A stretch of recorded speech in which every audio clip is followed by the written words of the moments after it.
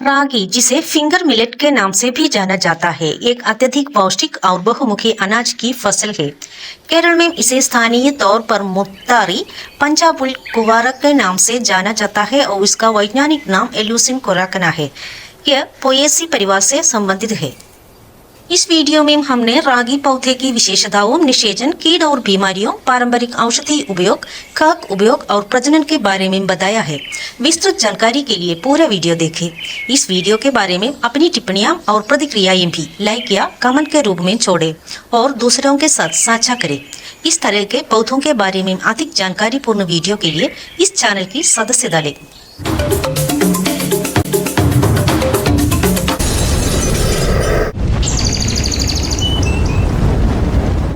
यह एक वार्षिक पौधा है जो अफ्रीका और एशिया के उष्णकटिबंधीय, उपोष्णकटिबंधीय क्षेत्रों में व्यापक रूप से अनाज की फसल के रूप में उगाया जाता है। यह एक टेट्राप्लेट और स्वपरागण करने वाली प्रजाति है। इसकी उत्पत्ति संभवतः एल्यूसिनियन अफ्रीका में हुई थी। यह पूर्व अफ्रीका का मूल निवासी है, विशेष रूप से इथियोपिया, उगांडा आदि के उच्च इलाकों में, जहां इसकी खेती हजारों वर्षों की जाती रही है। अब इसकी खेती अफ्रीका और एशिया, विशेषकर भारत, नेपाल और श्रीलंका में व्यापक रूप से की जाती है। यह समुद्र तल से 2000 मीटर की ऊंचाई तक बढ़ता है। यह उच्च सूखा सहनशीलता और लंबे अनाज भंडारण समय की विशेषता है। ऐसा दावा किया जाता है कि यह एक भारतीय पुरातात्विक स्थल पर 1800 ईसा पूर्व यानी कांस्य युग के अंत के खटहरों में पाया गया था, लेकिन बाद में परिष्कृत मिल मालिकों ने यह साबित कर दिया कि उन्होंने अनाज की गलत पहचान की है। इसका सबसे पुराना रिकॉर्ड 8वीं शताब्दी ईस्वी पूर्व के अफ्रीका के एक पुरातात्विक स्थल से मिलता है।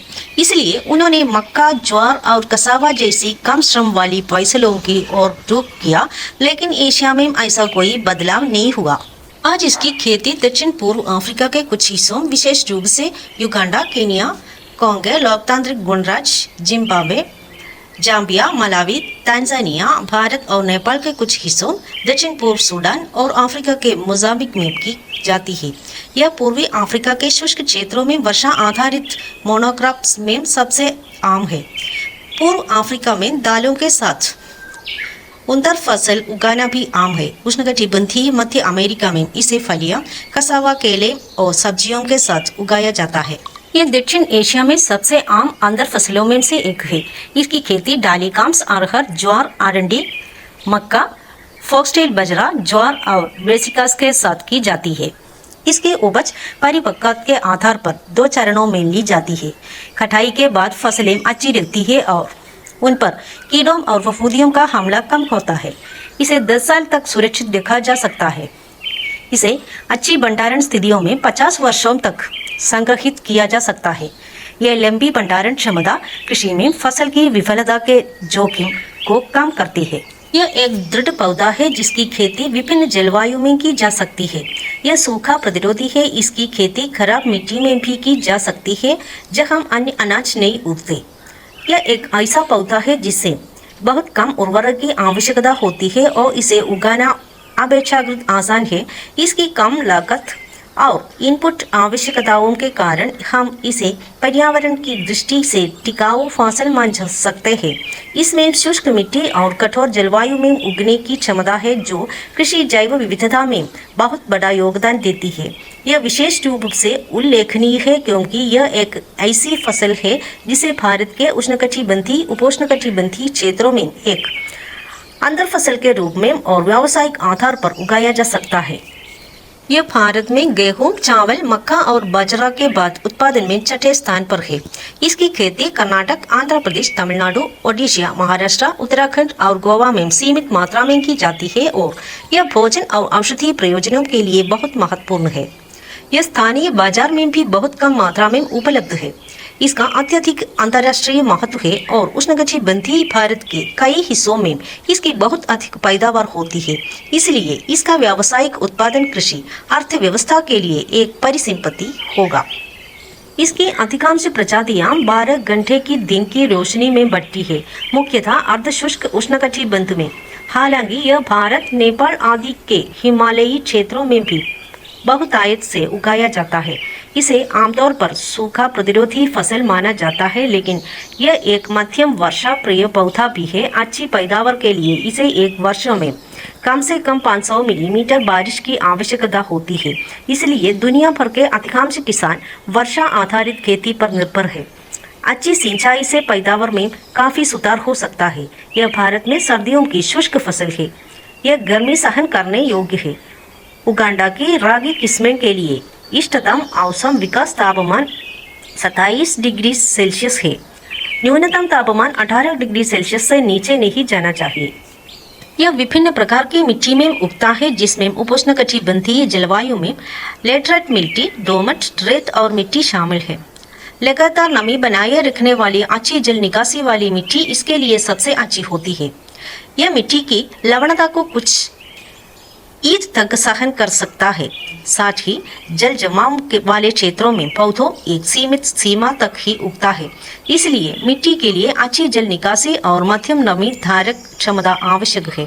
यह मध्यम क्षारीयता एवं अम्लता को सहन करने वाला पौधा है। इसलिए ये पौधा 5 से 8.2 तक पीएच की एक विस्तृत श्रृंखला में विकसित होगा। यद्यपि यह कम रखरखाव वाला पौधा है, लेकिन रागी की सर्वोत्तम वृद्धि और अच्छी उपज के लिए उर्वरक देने की सिफारिश की जाती है। रोपण से पहले मिट्टी में अच्छी तरह सड़ी हुई खाद या कंपोस्ट डालें। आमतौर पर प्रति हेक्टेयर 8 से 10 टन का उपयोग किया जा सकता है। पोषक तत्वों के आधार पर नाइट्रोजन 40 से 60 किलोग्राम प्रति हेक्टेयर, फॉस्फोरस 30 से 40 किलोग्राम और पोटेशियम 20 से 30 किलोग्राम प्रति हेक्टेयर डाला जा सकता है। इन उर्वरकों को भूमि की तैयारी के समय मिट्टी में मिला देना चाहिए। बेहतर पोषक तत्व उपयोग और फसल वृद्धि के लिए खुराक को विभाजित किया जा सकता है। उपरोक्त खुराक का आधा हिस्सा आधार उर्वरक के रूप में और बाकी को शीर्ष ड्रेसिंग के रूप में उपयोग किया जा सकता है। यदि मिट्टी में सूक्ष्म पोषक तत्वों की कमी है तो पौधे के विकास चरण के दौरान पत्तियों पर सूक्ष्म पोषक तत्व का खोल चिपका जा सकता है। उर्वरक को पूरे खेत में समान रूप से वितरित करें, चाहे वह रासायनिक खाद हो या जैविक खाद। पौधों के प्रभावी पोषक तत्व ग्रहण के लिए सिंचाई महत्वपूर्ण है। निषेचन और विकास चरणों के दौरान मिट्टी में पर्याप्त नमी सुनिश्चित करें। बाइनेपन जैसे लक्षणों के लिए पौधे की नियमित रूप से निगरानी करें। उर्वरक को तदनुसार समायोजित करें। फसल के दृश्य लक्षणों और विकास चरणों के आधार पर पत्ते पर स्प्रे और शीर्ष ड्रेसिंग लागू की जा सकती है। इस पौधे को प्रभावित करने वाले रोग और कीट है एफिक्स फल मक्खी, तनाछेदक, आर्मीवर्मी, मैग्ना पोर्ट्रिसिया, डाउनी फफूंदी, जंक, एर्गोट। उनके नियंत्रण और देखभाल के विवरण के लिए आईवी पैराडाइज वेबसाइट पर प्लांटिंग एंड केयर पेज पर जाएं। बीज अंकुरण द्वारा प्रजनन किया जाता है। वर्षा आधारित कृषि में 4 विधियों का उपयोग किया जाता है। खेत में सीधी बुआई, इसके बाद पंक्तियों के बीच 22 सेमी से 30 सेमी की गहराई पर 8 से 10 सेमी गहराई पर बीज बोने की विधि होती है। मिट्टी एक अन्य विधि सीड ड्रिल का उपयोग करके मिट्टी में सीधी बुआई है और चौथी विधि नर्सरी बिस्तरों में उगाई जाती है और 4 सप्ताह पुराने पौधों को प्रत्यारोपित किया जाना चाहिए। उत्पादन प्रक्रिया का विवरण जानने के लिए आप वेबसाइट पर विभिन्न प्रस्ताव विधि पर जा सकते हैं या व्हाट्सएप पर रोपण और देखभाल कार्यकारी से संपर्क कर सकते हैं। रागी एक ऐसा अनाज है जो अपने पोषण गुणों और पाक बहुमुखी प्रतिभा के लिए अत्यधिक मूल्यवान है। कई आवश्यक पोषक तत्वों से युक्त इसे विभिन्न रूपों और प्रकारों में विभिन्न पारंपरिक और आधुनिक खाद्य पदार्थों में शामिल किया जाता है। यह भारत के कई हिस्सों, विशेषकर कर्नाटक में एक महत्वपूर्ण खाद्यान्न है। वहीं इसे रागी के नाम से जाना जाता है। रागी नाम कन्नड़ा राखी से लिया गया है, जिसे वे माल्ट करते हैं और इसके अनाज को पीसकर आटा बनाते हैं। इसका सेवन उबले पानी या दही के साथ किया जाता है। इसके आटे से वे रोटियां बनाते हैं, जिनमें पतले खट्टे केक और मीठी अखमीरी रोटी शामिल है। वे इससे डोसा, इडली और लड्डू सहित विभिन्न खाद्य पदार्थ भी तैयार करते हैं। दक्षिण भारत में प्राचीन काल से ही कई बाल रोग विशेषज्ञ और हर्बल विशेषज्ञ शिशु आहार लिखते रहे हैं, क्योंकि इसमें उच्च पोषण मूल्य, विशेष रूप से आयरन और कैल्शियम होता है। इससे शुद्ध पेल, पाकरी और पपदम बनाए जाते हैं। कर्नाटका में इसे रागी मुद्दे के रूप में खाया जाता है। यह दक्षिण कर्नाटका के कई लोगों का मुख्य भोजन है। मुद्दे को पानी से गूंथकर तैयार किया जाता है, फिर इसे मनचाहे आहार के गोले बनाकर सांभर और जादू किसी करी के साथ खाया जाता है। इसके अलावा इसका उपयोग रोटी, इडली, डोसा और कामजी बनाने में भी किया जाता है। रागी को कर्नाटक के जंगलों में भिगोया जाता है और इसका दूध निकालकर एक मीठी मिठाई बनाई जाती है जिसे किल्सा कहा जाता है। कर्नाटक के उत्तरी जिलों में इसके आटे का उपयोग चपटी रोटी बनाने में किया जाता है। रागी को तमिलनाडु में केळवराऊ कहा जाता है। इसके अलावा कॉर्पेट और रागी आइडियाम नाम भी स्थानीय रूप से उपयोग किए जाते हैं। प्रसिद्ध काली या केपई बनाने के लिए रागी को सुखाकर पीसा जाता है, गर्मी किया जाता है और ठंडा किया जाता है। वे खाने के लिए इसे बड़ी बड़ी गेंदों में लपेटते हैं। इसे सांभर या कुழம்பு के साथ खाया जाता है। इसी तरह रागी को चीनी के साथ बच्चों को परोसा जाता है। वे इसे कटे हुए प्याज और टमाटर के साथ पाइन कर केक के रूप में भी बनाते हैं। पुट्टी गुड़ या चीनी से बनाई जाती है। यह कई क्षेत्रों में कृषि समुदाय का मुख्य भोजन है। वे इसे मुख्य रूप से हरे प्याज और हरी मिर्च के साथ खाते हैं। आंध्रा में रागी संगीत या सागी मठ रागी से बनाया जाता है और मिर्च प्याज सांभर के साथ खाया जाता है। पुट केरल का एक पारंपरिक नाश्ता व्यंजन है जो रागी के आटे और कसा हुआ नारियल से बनाया जाता है। यह भाप के पकाया जाता है। रागी या मुंडिया ओडिशा में पश्चिमी पहाड़ी क्षेत्र के आदिवासी समुदाय का मुख्य भोजन है। उत्तराखंड के गढ़वाल और हुमरायू क्षेत्र में वे इसका उपयोग घी में कीड़ा या मिडुआ नामक मोटी रोटी बनाने के लिए करते हैं। हुमरायू क्षेत्र में रंगी पारंपरिक रूप से प्रसव के बाद महिलाओं को दवा के रूप में दी जाती है। इसके अलावा इन क्षेत्रों के कुछ हिस्सों में रागी के आटे का उपयोग चिप्स, नाइंगेर, सेव और मटरी जैसी मिठाइयाँ बनाने के लिए किया जाता है। नेपाल में इसके आटे का उपयोग मोटे केक बनाने में किया जाता है। इसके अलावा आटे को एक सपाट पाइन में गूंथ लिया जाता है और मोटी रोटी बनाने के लिए गर्मी किया जाता है। वे इससे चांग एक बियर बनाते हैं और कुछ इसके मॉइस को आसवित करके शराब बनाते हैं। तांगवे नामक पेय बनाने के लिए इसके दोनों को रात भर कंठिव किया जाता है। इसका उपयोग विशेष रूप से विविध पवित्र हिंदू धर्मग्रंथों में ऊंची जातियों द्वारा किया जाता है। श्रीलंका में इसे कुरकन कहा जाता है और वे इससे रोटी बनाते हैं। गाटा पेस्ट बनाने के लिए इसे थोड़े से पानी और नमक के साथ उबाला जाता है जिसे वे मसालेदार मांस के साथ खाते हैं। वे इसे चबाने के बजाय छोटी छोटी गोलियां बनाकर निकल लेते हैं। पश्चिमी वियतनाम में महिलाएं इसे प्रसव के दौरान औषधि के रूप में खाती है, लेकिन वहां कुछ लोग इसका उपयोग शराब बनाने के लिए भी करते हैं।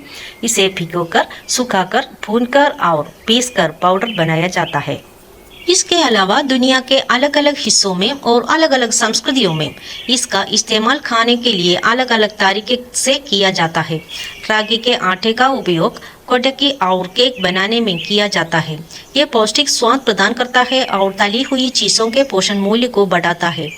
स्वस्थ और पौष्टिक सूप बनाने के लिए रागी को सब्जियों, मसालों और दालों के साथ पकाया जा सकता है।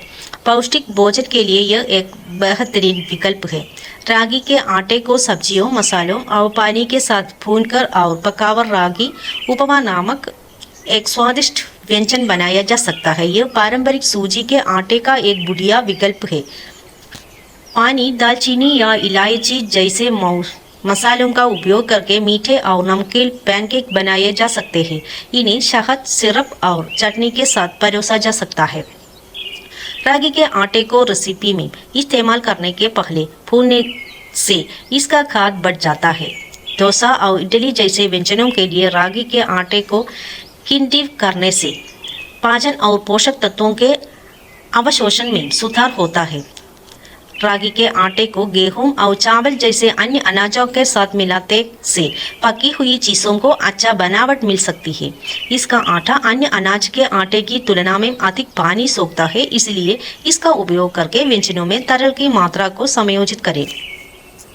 पाक कला में इसके उपयोग की विशेषता इसमें मौजूद उच्च औषधीय गुणों के कारण है। आइए देखें कि वे क्या है। रागी एक पौष्टिक और बहुमुखी अनाज है जिसके विभिन्न पारंपरिक और आधुनिक व्यंजनों में शामिल किया जा सकता है। इन अनोखे गुणों के कारण एक आकृष्ट संतुलित आहार भी है। रागी पादप खाद्य पदार्थों में कैल्शियम के सबसे समृद्ध स्रोतों में से एक है। कैल्शियम हड्डियों और दांतों की मजबूती बनाए रखने के लिए आवश्यक है। रागी के नियमित सेवन से ऑस्टियोपोरोसिस जैसी स्थिति को रोकने में मदद मिल सकते हैं। यह गुण बढ़ते बच्चों, गर्भवती महिलाओं और बुजुर्गों के लिए बहुत फायदेमंद है। रागी में ग्लाइसेमिक इंडेक्स कम होता है। यह रक्त प्रवाह में धीरे धीरे से शर्करा जुड़ता है, इसलिए यह रक्त शर्करा के स्तर को स्थिर रख सकता है। यह मधुमेह रोगियों के लिए एक आदर्श भोजन है। इसके अलावा इसमें मौजूद फाइबर ब्लड शुगर लेवल को भी नियंत्रित करता है। यह उच्च फाइबर तृप्ति को बढ़ावा देता है, भूख को कम करता है और समग्र कैलोरी सेवन को कम करता है।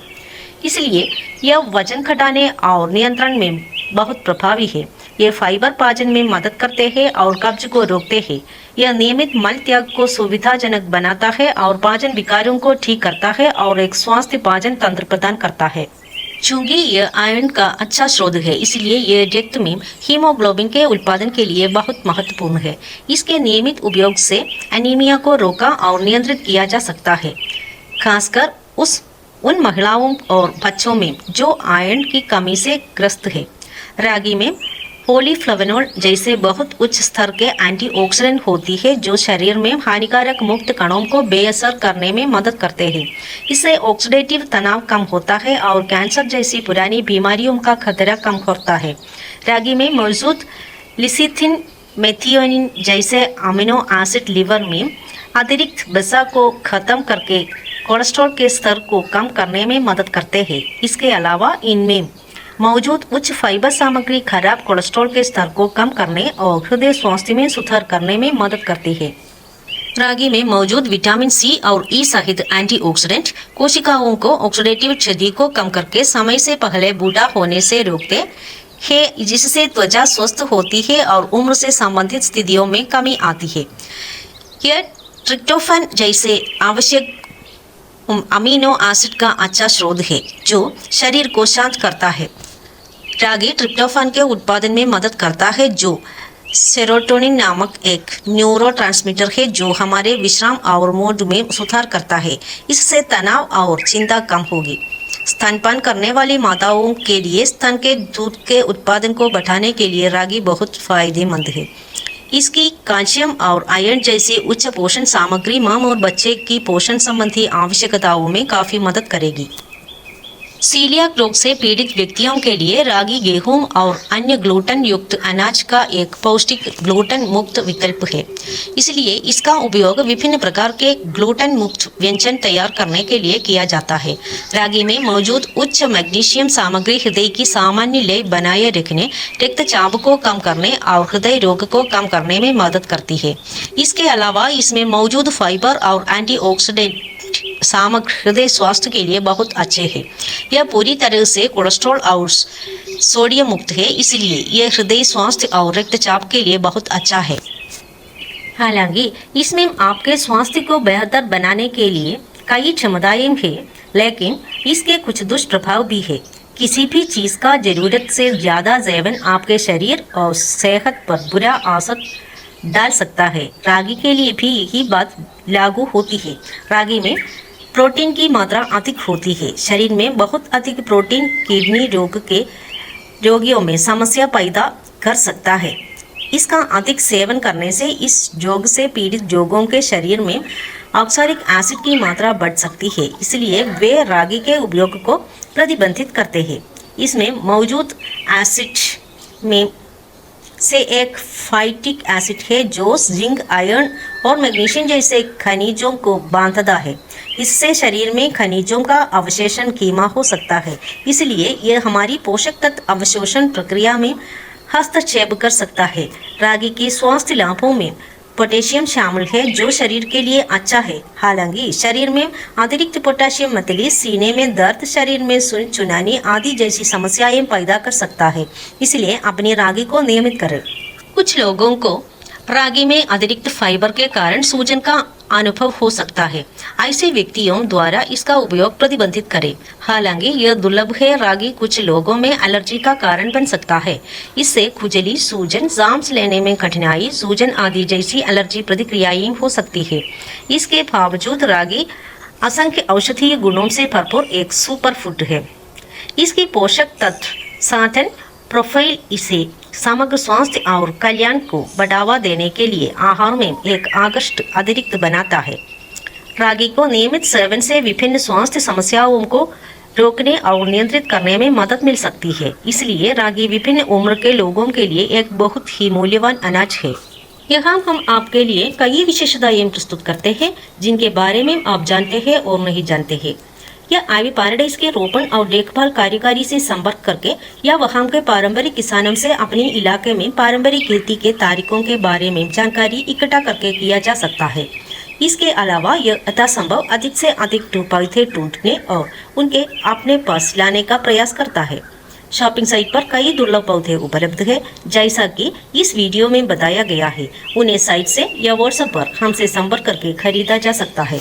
यदि आपको रागी चेरी के बारे में ये वीडियो पसंद आया तो कृपया इसे लाइक करें या अपनी टिप्पणियां, प्रतिक्रियाएं और सुझाव दें और इसे दूसरों के साथ साझा करें। इस तरह के पौधों के बारे में अधिक जानकारी पूर्ण वीडियो के लिए इस चैनल की सदस्यता लें।